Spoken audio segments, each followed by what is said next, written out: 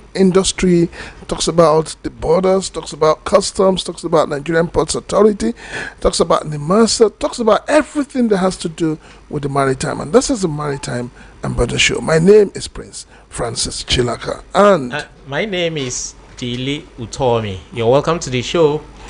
Today, we have someone very special, young man, a trucker. Is involved in the business of trucking within the maritime space. He's also one of the leading members within an association, the Kirikiri Truckers Association, and he's a social critic and advocate for all things normal and good within the maritime space. His name is Colin Sekene DK. He's here to help us navigate the discussion of today, which is on maritime transport. Specifically, we are talking about trucking. Mr. DK, you're welcome to the program. Thank you very much for having me. Good day, Nigerians. Yeah. We are kicking off with this program with the news for the week, the maritime news. That's news within the maritime sector for the week just passed. And Francis, please, can you help us out here? all right, let's start from a joking point. I'm going to start from where we're going to joke and all of that, and then it's to a lot of people it looks like a joke, but it is not a joke. It shows you two things. The fact that those we see as celebrities, those we see as elites, those we see as role models, to a large extent seem to be the problem of this country. We saw what happened with Kwan, actually, first time, standing in front of an aircraft, thinking it is a downfall bus, or so, a mole. It's very funny, Francis. Somebody joked that if that plane had crushed Kwan, he would have entered the Guinness Book of Record as the very first man in history to be crushed, to be jammed, according to Nigerian parlance, by a plane. It's so funny. No, yeah, that's what I said. It sounds funny, but it's a very shameful thing that somebody of his caliber, somebody who has direct access to our number one, yes. So it simply shows you how people abuse privileges and goes to show the kind of people, the caliber of people we have as the elite. Somebody over the years, people have come out to say, actually, well-known people, intelligent people, that the problem of Nigeria is that of having the right kind of people, the right kind of elites in place. I mean, the people who are called the elites within this country, they are not showing good example in any way at all. What we saw in the case. No, it's not what we. I mean, we all saw it, and of course, what goes on, what we keep hearing every day about what goes on in government. And then you hear people say, "Do you know who I am?" I mean, it's a very terrible language, very shameful and very sad. But that is what Nigerians, But the bottom line is that a ban has been placed on him. 6 months. Yes. 6 months, which and then. Now, where I am driving to is the fact that the pilot and the captain have also been suspended. And I ask myself, I agree that there are protocols in the industry. But, at this point, where were security personnel attached to the airport? That is the basic question I ask. Why is it that they didn't come to pick up the man, no matter who he says he is, from the tarmac? Exactly. Picking him up, handcuffing him, and taking him to. Even up till now, even with everything that happened, the police did not arrest him. So it simply shows you, like I keep telling people, we seem to have two laws in this country: one for the rich and one for the poor. And this is the height of it. This is the height of it, So agreed, Kwan has tendered an apology, but what effect is that apology? If what has happened had gone beyond what could be controlled, there's a whole lot of sides to it. He puts the lives of the people inside the aircraft in jeopardy. The aircraft itself, I mean, a whole lot of economic losses that would have been incurred by if he had delayed that flight, or if something had happened to him, I don't know. I don't know. All right. Well, we hope that the authorities will do the right thing. We hope that people will learn. We hope that those who believe that they're close to the powers that be would also realize that this country belongs to every one of us, and that we must do the right thing to have a country that works. Moving forward, a fresh indication have emerged that the Nigerian Customs Service is proposing to increase the price of issuing clearing agents licenses to 10 million from the previous, rate of 515,000. Bonded terminals rate increases from 60,000 to 20 million, and ship chandlers from 515,000 to 2 million. And then there's one funny thing that the custom keeps saying, and each time they come up with this whole idea of trying to increase their rates, they tell you it is for trade facilitation. And I ask, when you try to push people out of business, how are you trying, facilitating trade? Because what I see here is a situation where they are looking for just the, those in power, those multinationals, those who have money, who have stolen money and all of that, those who cannot account for their wealth, to come in and take over the industry. So it is really, really painful. Whoever is behind the scene and selling this kind of idea to the Nigerian Customs Service should have a rethink, because a lot of people are going to lose their jobs. Certainly. When you increase price arbitrarily, of course you are narrowing the space for players. You are asking less people to come into the arena. You are making it very difficult for people with less money to be able to participate in the clearing process at the ports. And so, like you said, they said it's for trade facilitation. I guess what they mean by that is that it will be easier for people now to be able to do their business at the port if they because of the humongous amount of money you have to pay now. Well, let's wait and see. It is going to have a trickle-down effect, negative trickle-down effect on the masses, because the cost of clearing goods is going to be much higher, and of course the goods themselves coming in are going to be priced much higher. Yeah, also the Nigerian Customs Service has begun they call it high-level consultations with key players in the freight forwarding industry over their plans to review the renewal fees for licensed custom agents. The proposed charges are part of wider reforms aimed at strengthening professionalism, improving efficiency, and adapting to current economic conditions. What are these economic conditions? The economic conditions is that people are going hungry, things are really not getting the way they should be. People are not, businesses are not even thriving. And in the midst of all of this, government keeps, pushing and pushing and pushing. It's either they're pushing for tax, they're pushing for, renewal of licenses. Something is being pushed every day we wake up from sleep. And then we keep asking, how long will this government push the Nigerian people? How much can the Nigerian people really take? How much? Well, the same thing we talked about in the increase in. I think the increase it cuts across all businesses within that the Nigerian Customs Service are engaged in, and of course we know the effect of all these increase. So we keep talking about it, and the painful thing is that these changes are expected to take effect on the 1st of January 2026. Yet it has been rolled back to start immediately. Yes, January. I mean, they're looking at January. So, but a lot of people have been reacting. People are saying that the timing is wrong, that the rich will now hijack the clearing job, the multinationals will have a field day, and lots of agents will be out of job.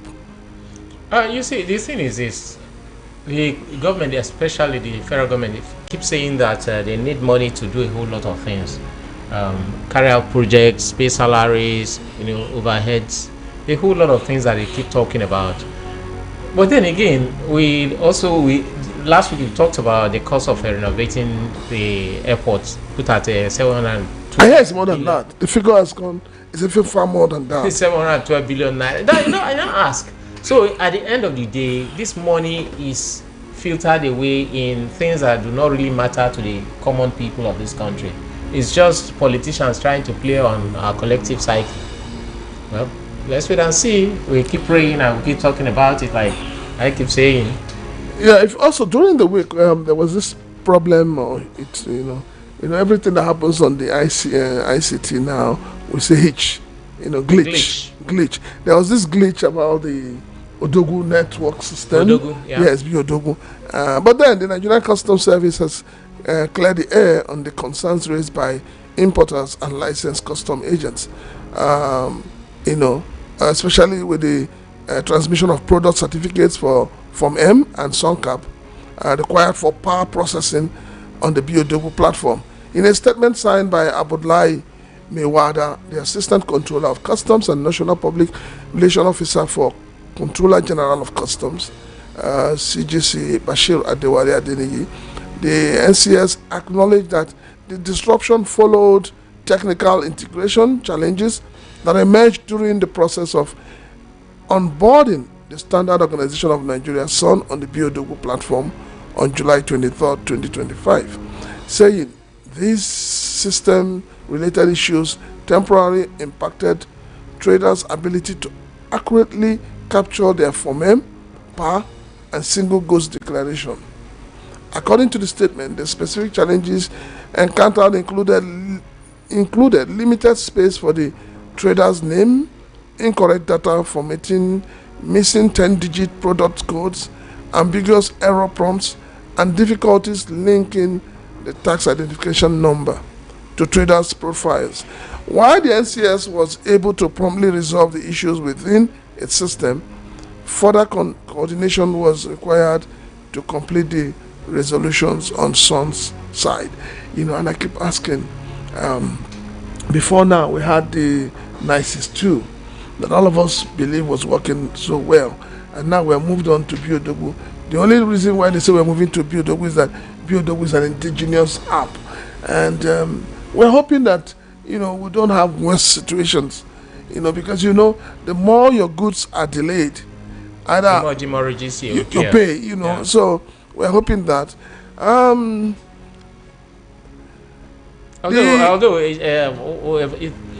not the spokesman of Nigerian Customs Service, but speaking with a couple of them, they said it just happened in one or two commands, and you see, there's a teething problem that goes with establishing a new system in those places. That's what's happening. That in places where the Bodogu has been in use for months now, they do not have any kind of problem. It's running smoothly. So, well, let's give them some time and see how it goes.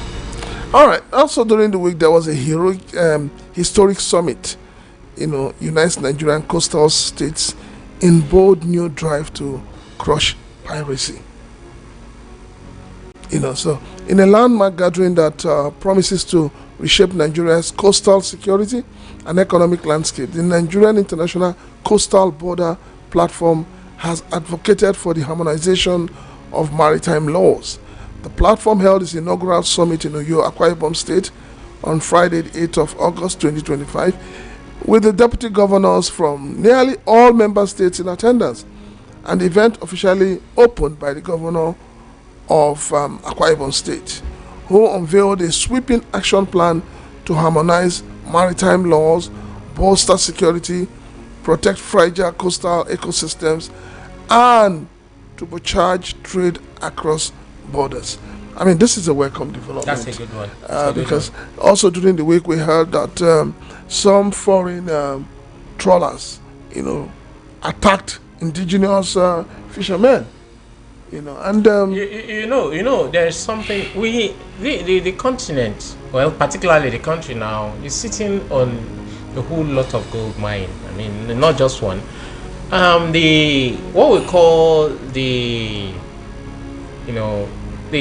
our coastal lines is one of the richest when it comes to marine biodiversity, and we hear that licenses are being given to foreigners to come and fish within our coastal areas because of the very little participation of indigenous players. That's fish. We do not have the kind of fishing trawlers that we require you to go international fishing and catch. They make the kind of catch that.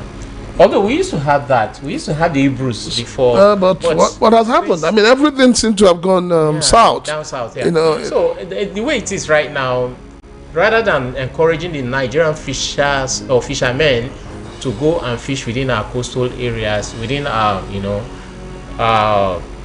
territorial space around the ocean, we are giving licenses to people from the international community to come and fish, and when they come, it's sometimes things like this happen.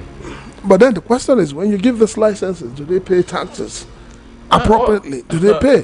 Or they just ship and go? It's just the rates. You give them license, they pay for the license, and they can fish, take their fish. All right. We're still on Maritime and Border Show. My name is Prince Chilaka, and this is on VOP 90.3 FM. Our phone lines will be opened 0700 903 903 903 and 081 717563338 080 3692 9933 on VOP 90.3 FM. I'd like to welcome formally our guest, Mr. Collins Ekenedike. Dike, you're welcome. Yeah, thank you very much. I saw when we were reading out all the problems associated with the industry, you were just like nodding your head and taking your notes as if today we go show them. But let's start off. We're going to be talking about the transport, the haulage system within the industry. But before then, what's your take on all this 4% FOB and all this sudden news of increment in terms of the licenses and for custom brokers, then the licenses for terminal bonded terminal owners, and the license for the other one, chandlers. The chandlers. Okay, thank you very much, and good day, Nigerians. It was last week. I was watching on your sister channel, Channels Television, and the presenter made a presentation reeling out, statistics and what have you. And Professor Patu Tomi quickly cut him short immediately and said, No, you're wrong. In this country, whenever government or individuals in government want to introduce a kind of policy that involves churning out monies from people, they try to go towards statistics. And in that instance, Professor Patu Tomi told him blankly that, they drive for revenue by government agencies, individuals in government under the cloak of we are working for government, we work for the government, is becoming excessive in this country, whereby you are crushing the middle players, you are crushing the individuals, the people in the market, the people purchasing whatever goods. Now tell me, what's the reason why custom is increasing its renewal fee? Could you associate any reason? Even the 4% increment. But I will ask the journalists this question. Where were our people, even journalists, when it was reported that the Nigerian Senate, the Senate in charge of custom, they gave the Nigerian custom a budget or not a target of 12 trillion and gave Nigerian Ports Authority I think about 1.7 trillion. These things are interconnected, because when you push these agencies, definitely they will be going helter-skelter, sourcing for funds, and this directly or indirectly affects the masses. Do you understand? It affects the whole system, whereby all government agents, everybody is now a revenue generating agency. Yeah. That's how it works. Whereby you wake up, can we increase here? Can we increase here? I need to buttress your point there. Two days ago, I was driving and a vehicle was stopped by some people who they say they are in local government. They're not asking for a private vehicle. They're not asking me to bring some papers, which I don't know. I've never heard of before. So that's really where we are going to now. The drive for revenue is becoming is if these things are not managed properly managed, the worst part is that they don't know where to stop. They just wake up and drive. Everybody's driving for revenue. MPA is driving for revenue. Customs are driving for revenue. Everybody, NDLE, everybody, they are all driving for revenues. And if government does not do anything about this, I don't think. When you say government, who is behind all this? It's government. I mentioned individuals in government. No. It's government. Okay. Because customs cannot wake up and begin to impose levies on the agencies of government. So, in other words, somebody was saying on radio this morning, and I picked it, and the person said, we have a president who is good at taxing. Yes. And while he was governor of Lagos State, he pushed it too far. He pushed the people too far. But Nigerians didn't understand what was going on then. So maybe it is now that Nigerians are beginning to understand, that it is no longer a hoodoo. But let me say this. Government pushing for taxes, levies, whatever they are doing, why do we still go a borrowing? Why do we still go a borrowing?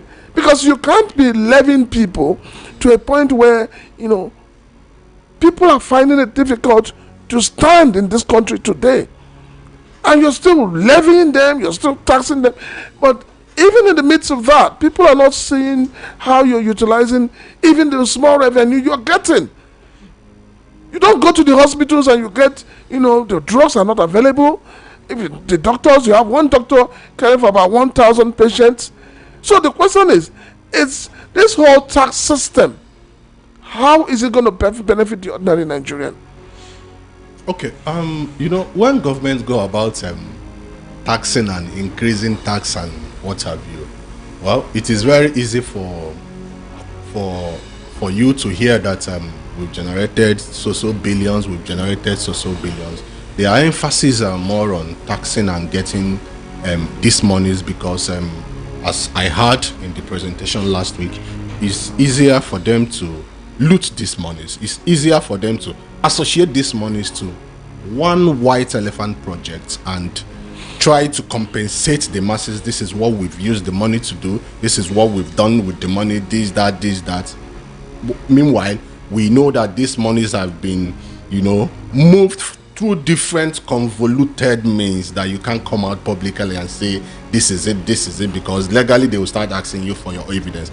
But this is currently what is going on. Every government agencies, all of them, they seem to look for this tax. Of late, I heard the Nigerian Port Authorities, I think they were using the EFCC, going after Steve Dorey firms, they were using the EFCC, claiming that they have millions of dollars unremitted. So you see, this kind of events, they do play out, and every agency is trying to scramble to get whatever. And another major problem we have is the issue of accountability.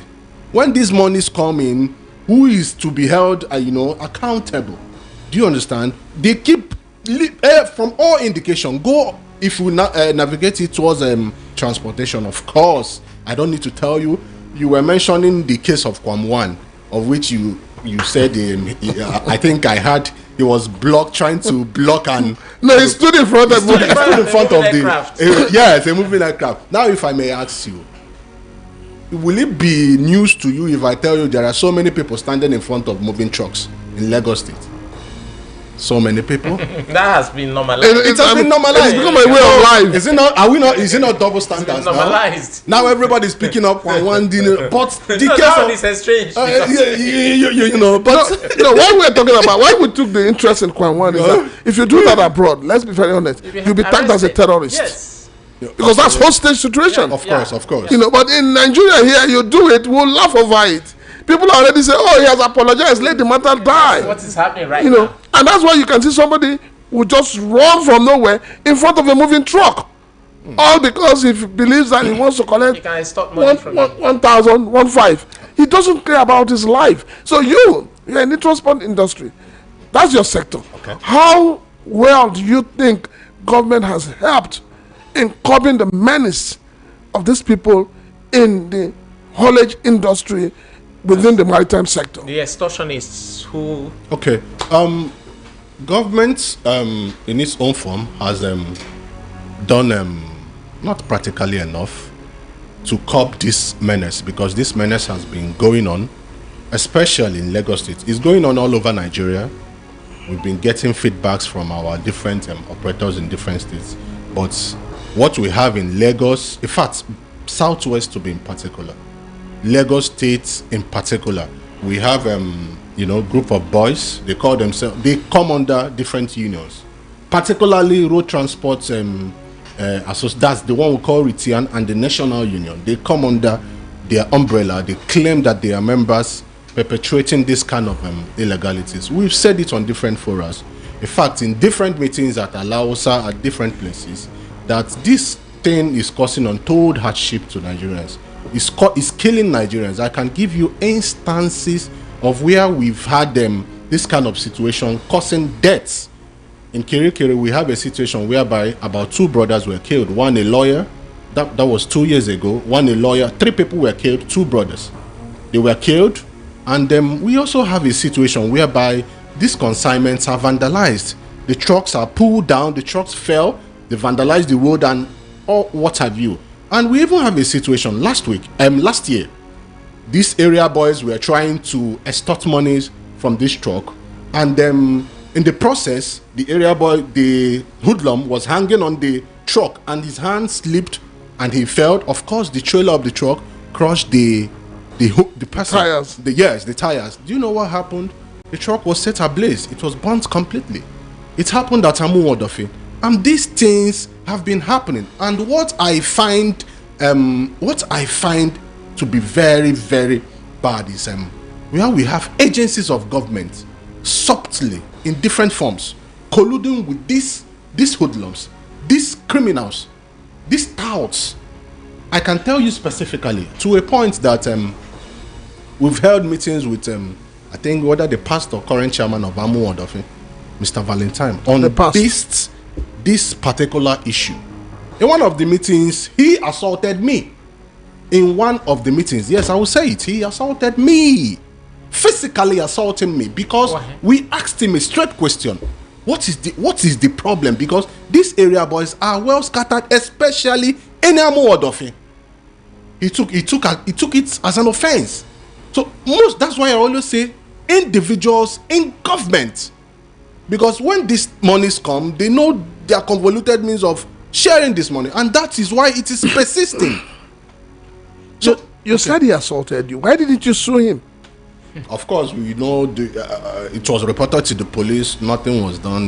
This and that. We just swept under the carpet. Of course, I wrote a formal petition to the Commissioner of Police, but nothing happened. He's a government person. I mean, well, because he's a government person, you mean he has the license to assault you? I didn't say so, but let me still inform you that even when you take 4 official letters to this local government, Amuwodofe, they do sometimes reject letters. Have you heard of that before? Yes, they do reject letters. Why? Nothing. You take letters to them, they will look at it, give it back to you. Of course, I have the lawyer's contact. I can go and bring him up. They submitted letters, he rejected it. Now, please, you mentioned something about you're talking with is it the state government apart from the local government? Because we keep at Mile 2, the place seems to be a kind of hotspot when it comes to disturbance of vehicles.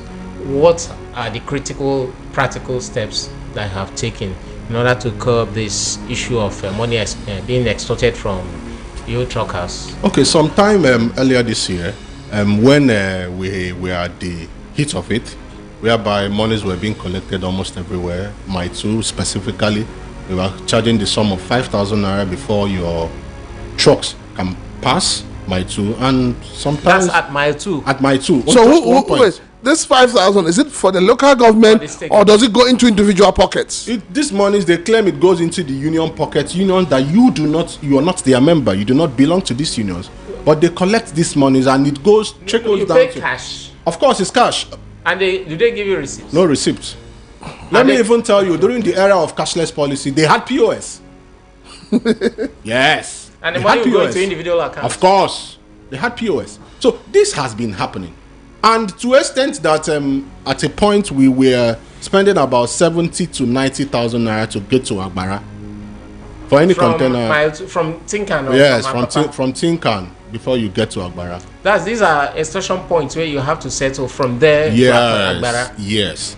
Then it got to a point that we clamored, we wrote letters, we complained, and whether they said somebody from Abuja, either the national security advisor, minuted, and the state governors, state governor decided to, act, and that was when this police station at Second Rainbow, they tried to mobilize them, and it has gotten to, a level, at least, it's no longer as severe as it used to be. That if you get to my two now, trucks are not being harassed. They are still being harassed, but not to the extent of that humongous amount that we used to pay. Sometimes it got up to 10, 15, 20,000. And that's my two spots. So this has to an extent reduced, but they are still there. You see still pockets of these hoodlums everywhere, especially Amu Odofia. I'm using Amu Odofia as an instance because they were there yesterday, they will be there today. They are there today and they will be there tomorrow. They are always there harassing trucks. Even on weekends. Today is Sunday. I say morning, afternoon, night. Every day that God created, they are there. And hold on, my man. You are maritime truckers. You help move cargo from the port down to the various destinations. Yes.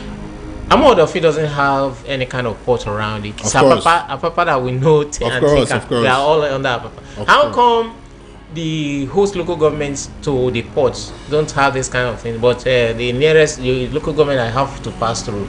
These hoodlums, they are I would say they are strategic. They always look at the point of delivery, that's the destination point, and most times the outlets to the outlets. Yes, most times if you load the consignment and you deliver, say, somewhere at island, when you deliver those consignments, you are required to return the boxes at the holding base, at the terminals. And these terminals, most of them are located in Amu Odofi. Most of them are also located in a place called Abuloshun. We have some at Ikorodu. So they go to this point, they route to this point, and sometimes, and in most cases, at the gates of these terminals. Do you now see the correlation between Amu Odofi and the system? Okay, now let me ask you this. Truckers have this statutory payment they make to Nigerian Ports Authority. Am I right? Statutory payment. Yes. Through the Eto call-up and all of that. Call-up system. Okay. Yes. Okay. Now, how come after making that statutory payment, you still face all these hurdles on the road? How has Nigerian Ports Authority come to your aid? Well, Nigerian Ports Authority, to an extent, has been playing this kind of game. There is what we call, they tend to report to you guys, the press. They tend to show you what you want to see, but in actual sense, it is not what is playing. What we have is a system whereby the whole intent is on money. The whole intent is on revenue. This same revenue, either to the government coffers or to individual coffers. That is what is playing out. Till today, till tomorrow, until next tomorrow, they are still collecting money at a place called Niger Junction, Mr. Big Johnson, Eleganza Junction. I can stay here and name all of them. All of them. They are still collecting money since the electronic of a thing started. Eto system. They are still collecting money in different guys. It has been happening. But what Nigerian Port Authority will tell you, if there is no giver, there is no taker. So different things that we've been hearing. And there is still this case of misrepresentation, whereby if you're not their OES member, if you're not their OES person, they will hardly call you for any meeting, for anything whatsoever. We have that issue of misrepresentation. If you call for meetings, it's difficult. It's extremely difficult to be a player in this industry, a truck owner, a truck manager, or a truck person to still do a union job, because unionism involves so many meetings, activism, and the rest. Then what time do you have to check your tires, your wheels, and your shaft, your crankshaft, your propellers, and all the rest? So you have people that are masquerading as truck owners coming in. I don't know where they are brought in from. They always attend these meetings. They always speak on our behalf, though not having the right to speak on our behalf. They always claim they give the Nigerian Port Authority the go-ahead to do whatever they want to do. I don't want to go specifically into this electronic column. Why? Because the matter is before Justice Aneke at Court 4, Federal High Court. So whether the legality or illegality, I don't want to. We recently became a party to the suit that was filed by Comtua and the other bodies. So I don't want to speak specifically whether it is right or wrong or all this thing. But the actions of the Nigerian Port Authority has been inimical to the movement of goods, consignments, and what have you. And the funny thing is, if as I'm leaving this studio, don't be surprised, someone else will come here to defend their destiny. That's misrepresentation. Sorry, Mr. Adike, are you saying that, because I'm aware that the Nigerian Ports Authority, they have this stakeholders meeting they normally have, is that monthly or bi-monthly? Are you saying that legitimate truckers are usually not in those meetings? A higher percentage of people that do attend those meetings don't have truck. A greater percentage. Well, that's corruption then. I'm telling you, if you come to the meetings and if you're, what was that language? If you're a critic, if you're critical about their operations, of course, they will just flip the rug off your feet. This they've been doing for a very long time. This has been their gimmicks.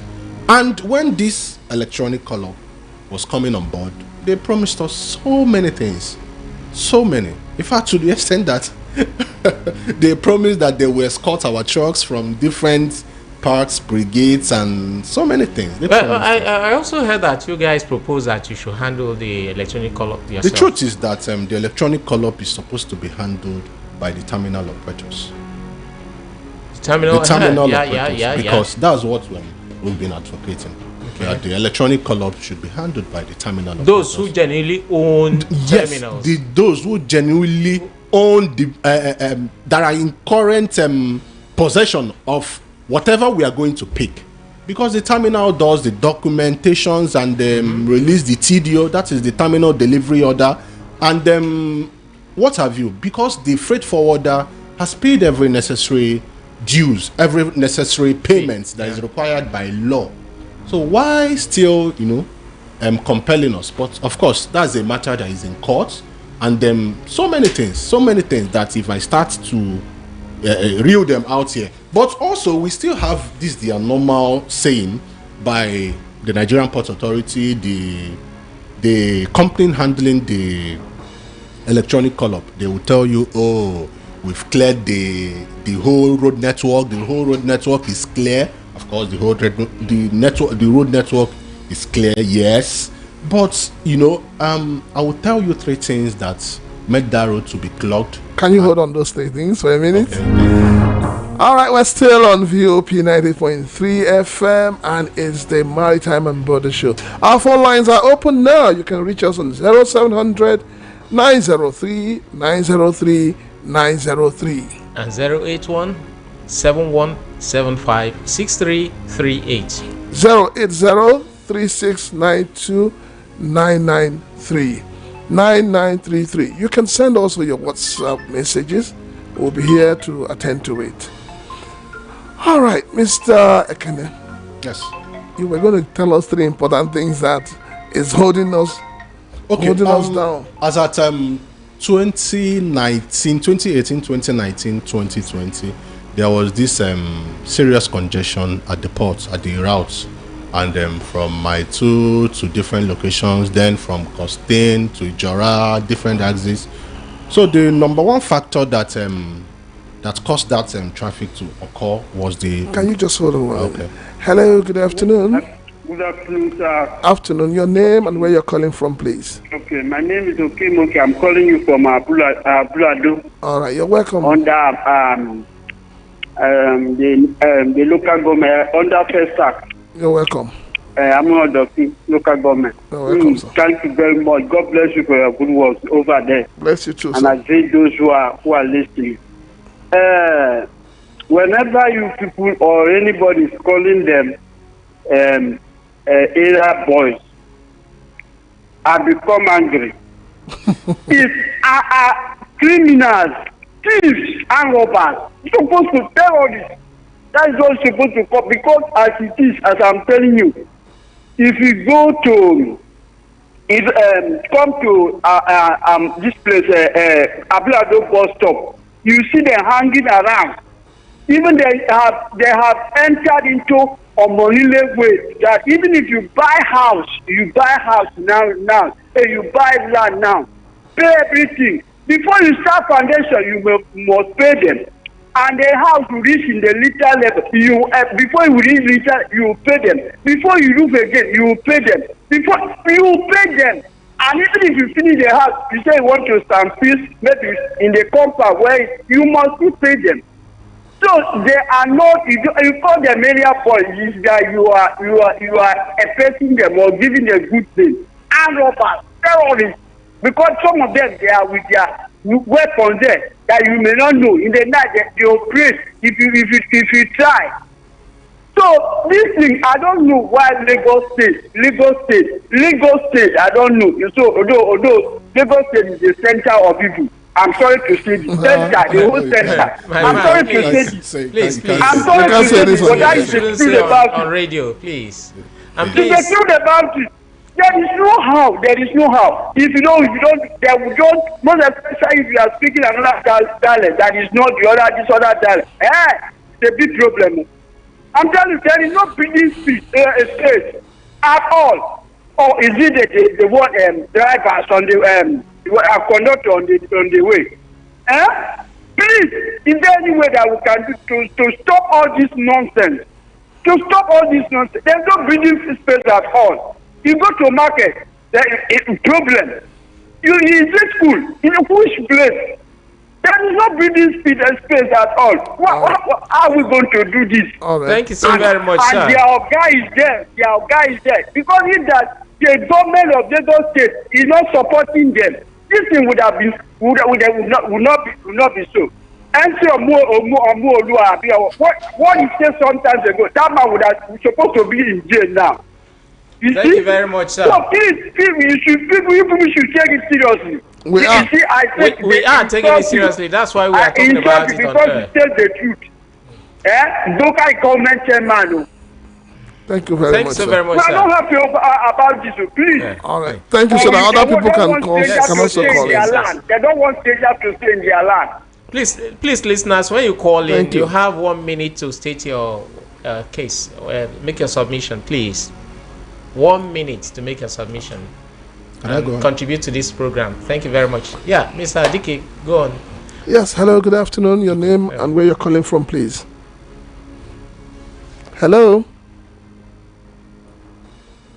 Hello. Hello. Good afternoon. Good afternoon. We can hear you. Yeah, Joe from Ijaniki. All right, Joe, you're welcome. Go ahead. Go on ahead, Joe. We can hear you. Hello. All right. Looks like we've lost him there. Hello. Good afternoon. Hello. Good afternoon, Good sir. afternoon, Franchilaga. Your name, please. Where are you calling from, sir? You have Minister Betty on the line. Oh, you're welcome, sir. Go ahead. I greet the guests and then everybody over there. They greet you too. Good afternoon. To you. Franchilaga, Nigeria is very lawless country. I do some investment in about this drug matter. Some years back, they were carrying more than 30 million every day to go house. This to collect money for my 2 days. Physical, they will carry the money for bag, 2 bags. This matter, this Agburu matter make me lose my truck, my heart-ending money that I labor for Lagos more than 30 years. Invest inside the truck. Everything just went down. The truck, in fact, the truck even went off from my hand because of this Agboro issue. In fact, the way Nigeria is structured is not good at all. It's not good. Sir, can I ask you a question, please? A direct question. Tell us what you think we should do, or the government should do, to stop the menace of Agberos and this extortionists on the road. Okay. Look at what the the guest is speaking inside for the studio here. He went to the local government and complained about this matter to local government. The local government insulted him. So tell me he said they assaulted him. Physical assault. he assaulted him. Okay, look at the person that he went and complained to. And then you know that this money that they are channeling to their self, they say truck owners. You know, truck owners is going to that meeting. They just do meeting and gang up themselves and then come out and punish Nigerians. Which owner will go and say that and then allow you to bring this kind of law and then it will hook you for next? And then none of the leaders feel come outside to talk on it. They are rather defending them. All the people that are for the road, they are boys. They have anybody they are delivering this money, giving them one by one. Police, soldier, OPC, they are collecting physical. I follow my driver one on one because the truck was just going to work, and then we are just using the one to pass the road, and then not to maintain motor, no way to maintain the truck. I said I want to follow them and go and know what is happening. And when the OPC was collecting, police was collecting, Agbero was collecting, this area boy was collecting, everybody just collecting. Huh? Thank you so very much, sir. Well, thank you. We'll look into your matters. Yeah. We'll look into them. You know, the maritime industry in Nigeria is rated to have the potential of a country making as much as 90 trillion naira annually from this sector. And things like these things we are discussing now are the cog in the wheel of before progress. You go on, just hold on. Hello, good afternoon. Welcome. Your name and where you're calling from, please. Afternoon, sir.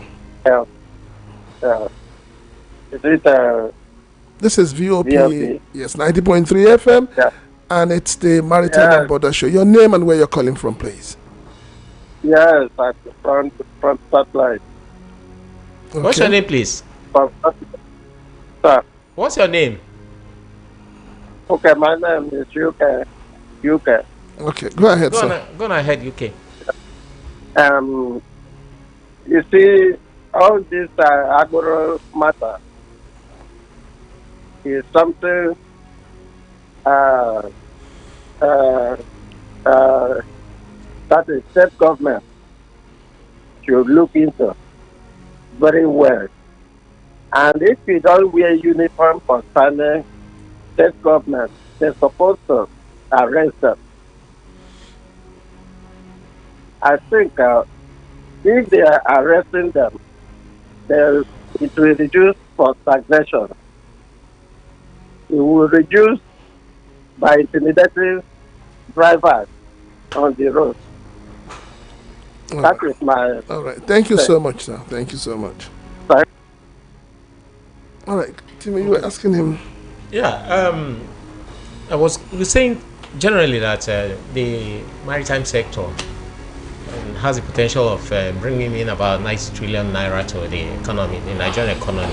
But things like this, little things like Hello. this have not been taken Good afternoon. Welcome to 90.3 FM VOP. Your name and where you're calling from, please.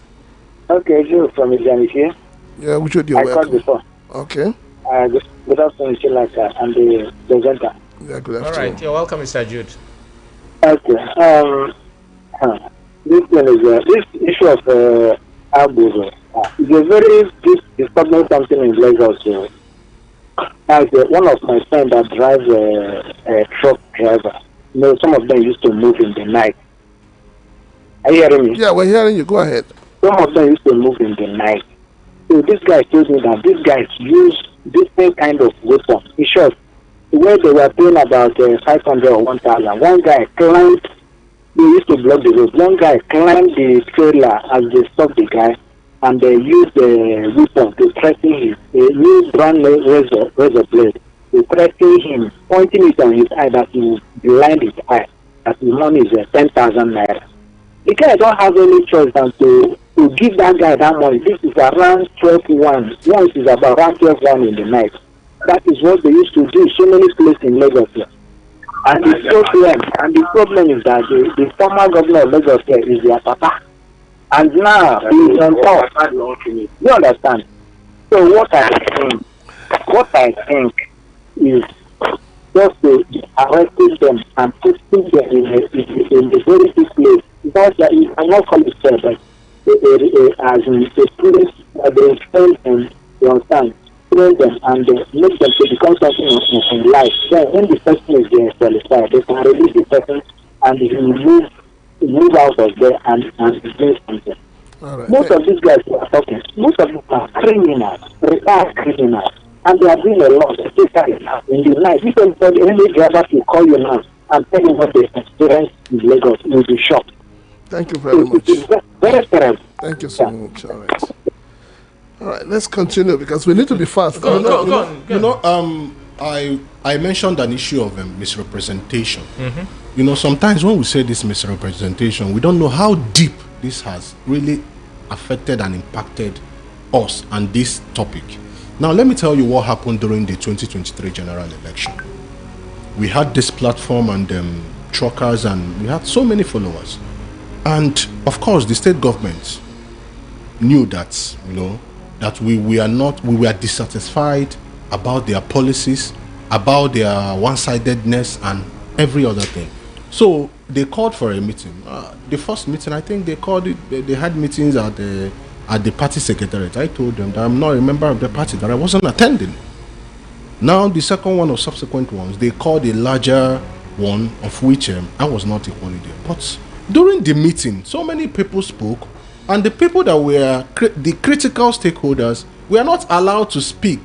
And the same people that claimed, that said, no, we are not going to support your government, we are not going to support your government, ended up supporting. Immediately the deputy governor, the current deputy governor of Lagos State. Can you hold on that? Yes. Hello, good afternoon. Hello? Good afternoon. Welcome to. Yeah, good afternoon. Your name and where are you calling from, sir?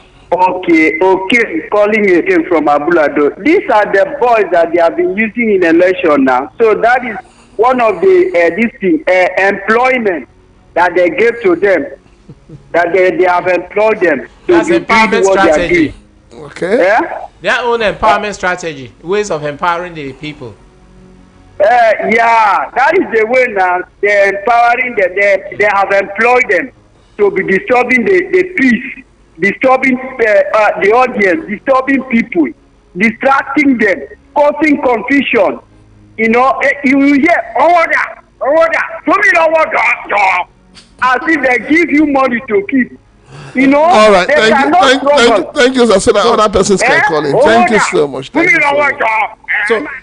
So in that meeting, this I don't know through what channels the deputy governor announced a donation of 10 million. The same people that came for meetings to come and pass their grievances started jubilating inside that meeting. The following day, they were all everywhere campaigning for this same government. You can imagine the level that misrepresentation has taken us. It has happened in different districts. And also, let me still point out in Lagos. Can you hold on 1 second? Hello, good afternoon. Good afternoon, sir. Your name and where you're calling from, please.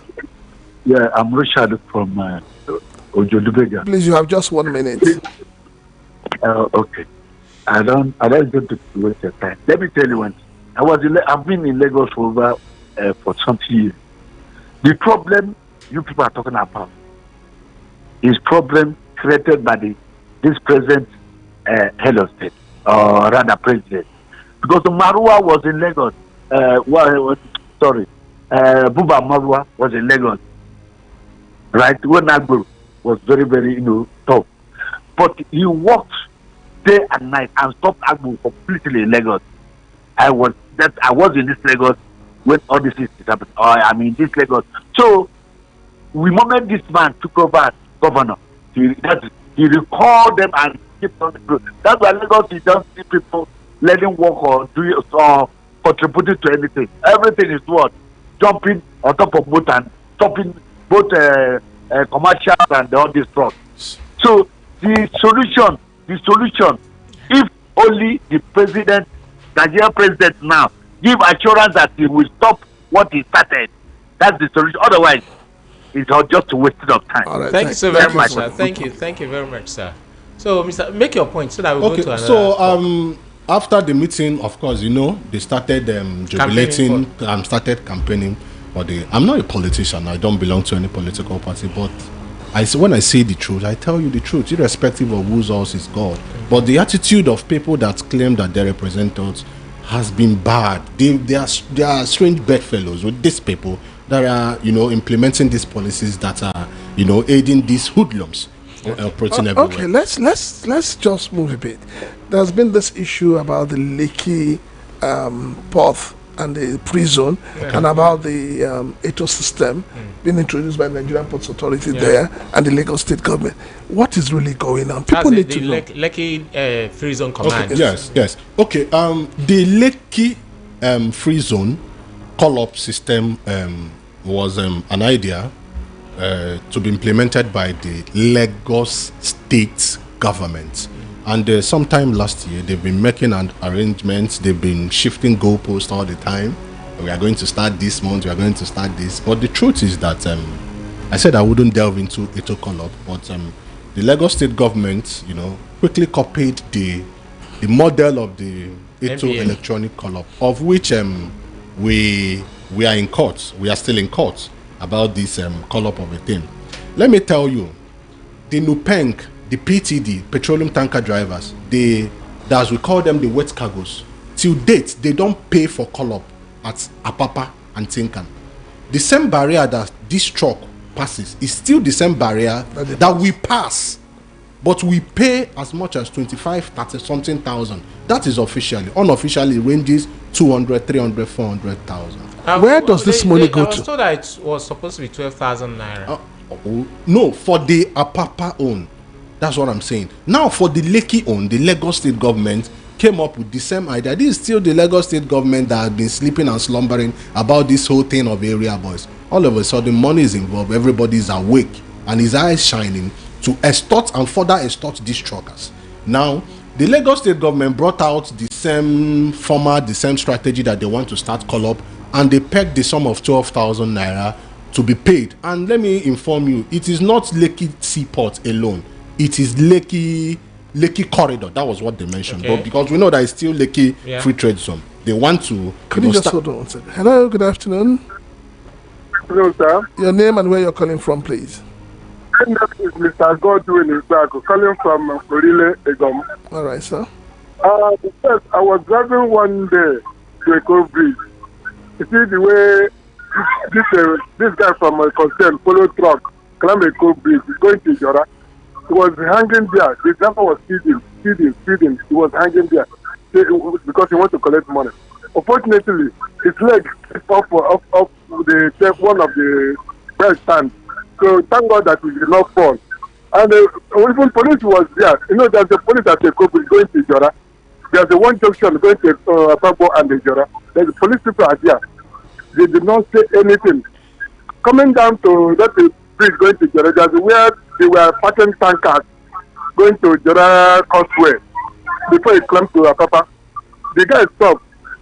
It was reporting to the police people. He said, Efile Jekolo. Before this police collected money from the truck. You see, instead of killing that guy all the way from Kosen to that place, he settled the police. But they leave the Jagbo guy. Thank you very much. To concern. I was following them with my car. Thank you, sir.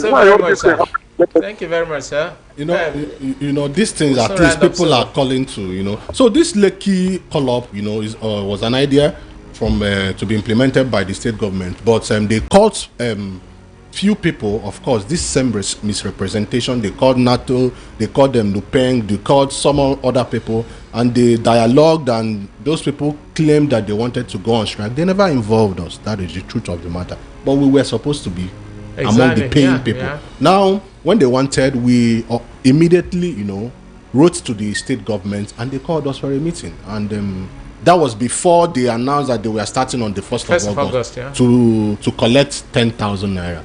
And the truth is that these monies are completely illegal.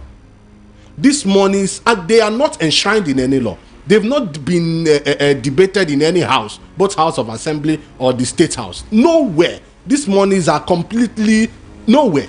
So what are you people doing about it? We met with the, of course, the Ministry of Justice at the State Ministry of Justice. Called for a meeting, of which the Ministry of Transportation was invited. We held the meeting on the 7th of August. but we ironed out our matters. But to our greatest dismay, it was as if the representatives of Ministry of Transport, they were just there to read the Riot Act.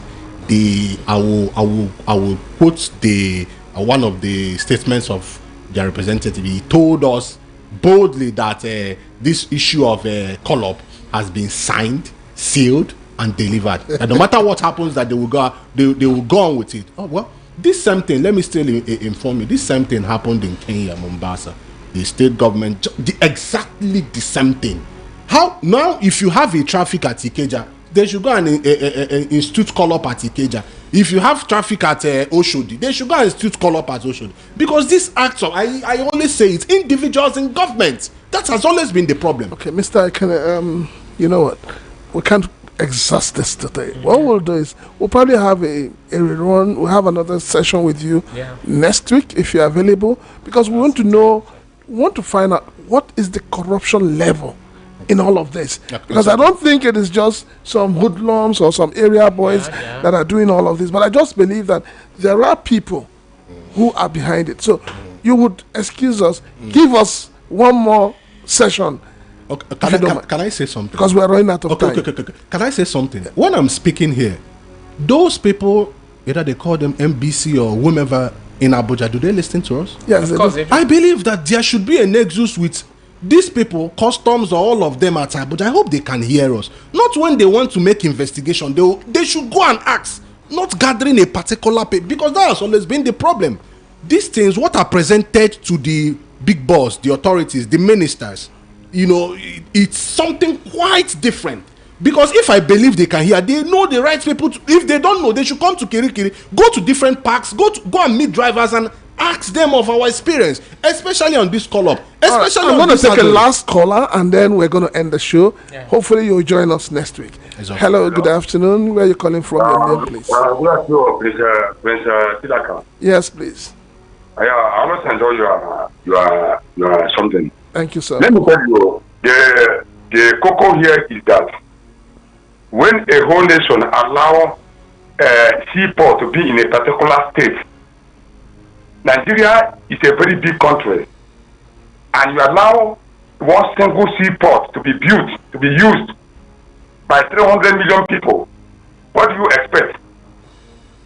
Is it only Lagos who have seaports, who have sea? How about the one in Moray? How about the one in Calabar? How about the one in Ibananja? So whatever these people are going through, they should stop complaining, because their leaders from the other region have allowed it to persist. Do you understand? So if you are going to meeting, all the others, all the ministers, it is entrenched in their blood to exploit people, because people come to Lagos, and they forgot that the resources that was used to develop Lagos did not come from the southwest. It comes from the southeast. All right. Thank you, sir. Thank you. All right. Well, all right. This is the much we can take on the show. Maritime and Border. Time has gone. We've been speaking with Mr. Collins Ekene. He is into logistics, especially the haulage sector, and it's been quite an interesting one. But the take home today is that the Lagos state government and the federal government should look into the plight of truckers. You can't be talking about trade facilitation when those who are meant to move these goods are being hampered and threatened. So we're calling on the federal. They call themselves the movers of the Nigerian economy. Of course. So hopefully next week we'll bring Mr. Collins Ekene to come, and because we need to really look into the ecosystem. Even though they have a case in court, but we need to look into it, especially now that the Lagos state government is showing interest in it. So once more, this is the Maritime and Border Show, and my name is Prince Chilaka. It's been VOP 90.3 FM. My name is Dili Utomi. We want you to stay tuned to this station and tune in again next week by 12:30 on the Maritime and Border Show. Mr. Kennedy, welcome. Thank you, listeners. Thank you very much. Have a wonderful Sunday.